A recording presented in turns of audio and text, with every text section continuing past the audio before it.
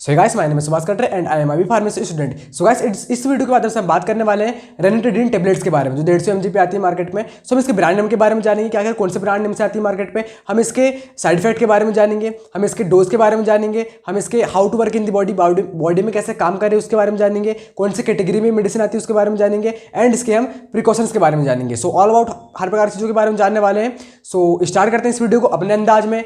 धड़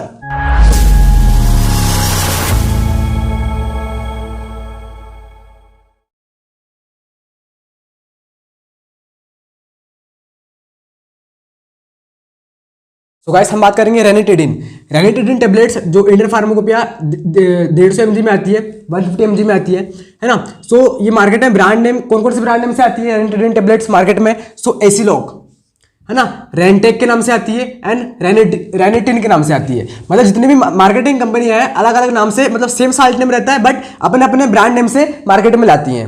मतलब जो कंपनी होगी एसिलॉक, मतलब एसिलॉक किसी कंपनी का एसिलॉक होगा ब्रांड नेम, किसी कंपनी का रेनटेक होगा ब्रांड नेम, किसी कंपनी का रेनिटेडिन होगा। अलग अलग कंपनी के अलग अलग ब्रांड नेम से रहते हैं, है ना। ये आती है 75 mg में आती है, 150 mg में आती है, 300 mg में आती है। मतलब इतनी ही रेंज रहती है इसकी रेनिटेडिन टेबलेट्स की, ठीक है ना। सो अब इसके यूज की बात करें कि आखिर इसका यूज कहां पर किया जाता है रेनिटेडिन टेबलेट्स का। सो रेनिटेडिन टेबलेट्स इज मेडिसिन होती है दैट रिड्यूस, क्या करती है, reduce a amount of acid, यानी एसिड को ज्यादा अमाउंट में बन रहा है स्टमक में एसिड, सो उसको रिड्यूस करने का काम करती है ranitidine tablets. It is used to treat and prevent heartburn की प्रॉब्लम अगर हो रही है ना, गले में जलन टाइप से हो रही है, सो इसमें इस कंडीशन में रेनिटेडिन टेबलेट्स को दिया जाता है डॉक्टर द्वारा। सो हार्टबर्न, आपको इमेज आ रही होगी कैसा हार्टबर्न की प्रॉब्लम हो रही है ना। इंडाइजेशन, अगर डाइजेशन प्रॉपर तरीके से नहीं हो पा रहा, इंडाइजेशन टाइप एसिडिटी टाइप से बन रही है, सो उसमें रेनिटेडिन टेबलेट्स को दिया जाता है। आपको इमेज में आ रहा होगा heartburn, indigestion image and other symptoms caused by too much acids in the stomach, है ना। अदर सिम्टम्स में नजर आ रहा है, मतलब स्टमक में एसिडिटी टाइप से हो रही है, तो इस मेडिसिन को दिया जाता है। It is also used to treat and prevent stomach ulcers, यानी स्टमक में अल्सर टाइप से बन रहा है, सो इस कंडीशन में भी इस मेडिसिन को दिया जाता है ना।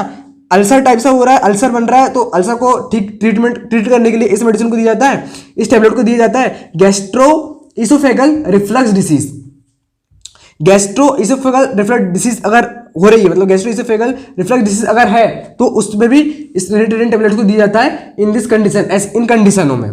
सो ऑल अबाउट आपने देखा, हार्टबर्न की प्रॉब्लम हो रही है, इंडाइजेशन हो रहा है ना, अल्सर बन रहा है स्टमक में, गैस्ट्रोइसोफेगल रिफ्लक्स डिसीज टाइप से हो रही है, सो इन कंडीशनों में इस रेनिटेडिन टेबलेट्स को दिया जाता है। So guys benefits of the ranitidine tablets, क्या आखिर इसके बेनिफिट्स क्या हैं? So treatment of the gastroesophageal reflux disease, यानी कि ये करती है गैस्ट्रोइसोफेगल रिफ्लक्स डिसीज, आपकी इमेज आ रही होगी, इसको मतलब ट्रीट करने के लिए इस मेडिसिन का उपयोग किया जाता है। ये क्रोनिक कंडीशन, ये एक क्रोनिक कंडीशन होती है, ठीक है। इट हैपेंस, ये जो है oesophageal reflux disease chronic condition, it happens because of muscles above your stomach, right. So relaxes too much to allow the stomach contents to come back into your oesophagus and mouth. इसको आप ऐसे समझो कि क्या होता है, मतलब जो आपका जो स्टमक में जो खाना है वो ऊपर आने टाइप का लगता है, खट्टी डकारें आती हैं आपको, इसोफेगस तक आ जाता है आपका, मतलब खाना जो होता है खट्टी डकारें आएंगी, अजीब सा लगेगा, एसिडिटी टाइप से होगी। सो बैक टू नॉर्मल, यानी इसोफेगस से माउथ में जो आपका खाना आई टाइप से लग रहा है, डकार टाइप से लग रही है, बैक टू नॉर्मल होकर आपके स्टमक में चल जाएगा। जब आप रेनिटेडिन टेबलेट जब लोगे तो बैक टू स्टमक में वो चले जाएगा और धीरे धीरे आपकी एसिडिटी रिमूव होने लग जाएगी दोस्त।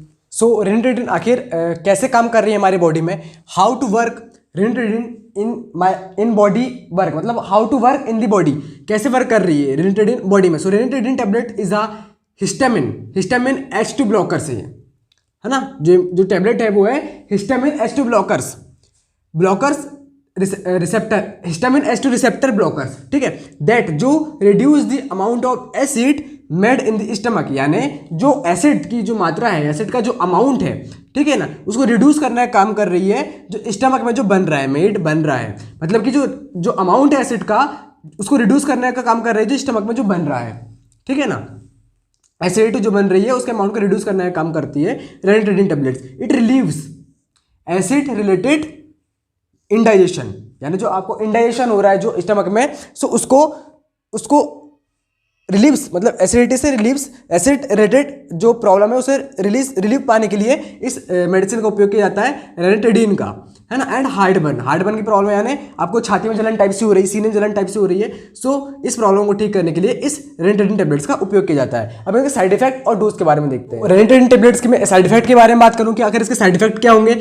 सो हेडेक, यानी इसके साइड इफेक्ट में आपको हेडेक यानी सर में दर्द होगा, ठीक है ना। कॉन्स्टिपेशन की शिकायत रहेगी आपको, डायरिया होगा, डायरिया है ना, दस्त होंगे, ठीक है, नोजिया है ना, वोमिटिंग जी मिसले टाइप से लगेगा, उल्टी होगी आपको, है ना, स्टमक पेन यानी आपके पेट में दर्द टाइप से लगेगा।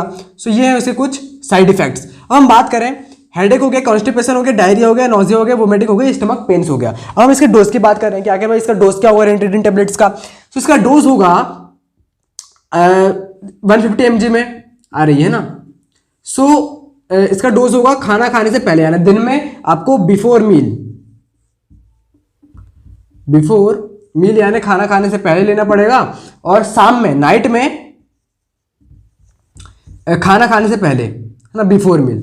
सो ये इसका डोज हो गए, है ना। 1 टेबलेट्स लेना पड़ेगा खाना खाने से पहले दिन में, और शाम को भी खाना खाने से पहले, ठीक है, खाली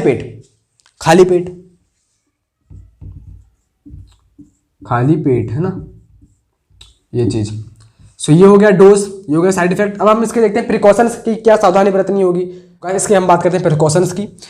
तो क्या सावधानियां बरतनी चाहिए बिफोर टेकिंग रेनिटेडीन, यानी टेकिंग रेनिटेडीन मतलब रेनिटेडीन लेने से पहले, यानी इस टेबलेट को लेने से पहले tell your doctors and pharmacist, आपके डॉक्टर या फार्मासिस्ट की सलाह जरूर ले, ठीक है। If you are allergic to other H2 blockers, ठीक है, आप ले सकते हैं जैसे कि सेमेटेडिन हो गया, फेमोटेडिन हो गया, ये ले सकते हैं अगर आपको एलर्जीज है तो इससे। If you have another allergies, this product में कंटेन इनएक्टिव इंग्रेडिएंट, ठीक है, which can cause allergy reaction and other problems. ये क्या करता है, एलर्जिक रिएक्शन को और ही बढ़ा सकता है एंड अदर प्रॉब्लम्स भी क्रिएट कर सकता है, ठीक है। सो आपको अगर एलर्जीज है तो आपको डॉक्टर को बताना है कि भाई इस चीज़ को देने से वो थोड़ी अवॉइड करेंगे या दूसरी देंगे आपको, ठीक है। सो ये हो गया, तो जो भी कंडीशन है आपको डॉक्टर को बताना होगा। सो आई होप आपको कुछ सीखने को मिला हो और आपको कुछ मेडिसिन से की नॉलेज आपको मिली हो रेनिटेडीन टेबलेट्स के बारे में। सो अगर आपको वीडियो इन्फॉर्मेटिव लगी हो तो प्लीज़ इस चैनल को सब्सक्राइब करना, ऑल नोटिफिकेशन की बेल आइकन को क्लिक करना और सपोर्ट बना के रखना गाइस। इसी तरह मैं इन्फॉर्मेटिव वीडियो लाते रहूंगा आपके लिए। सो मिलते हैं नेक्स्ट वीडियो में इसी प्रकार के इन्फॉर्मेटिव वीडियो के साथ। जब तक के लिए जय हिंद, वंदे मातरम दोस्तों, धन्यवाद।